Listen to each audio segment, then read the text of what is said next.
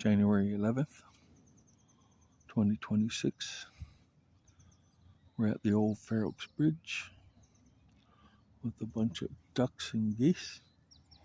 And we're trying to photograph the barn owl in that cave up there. Let's see what we can do.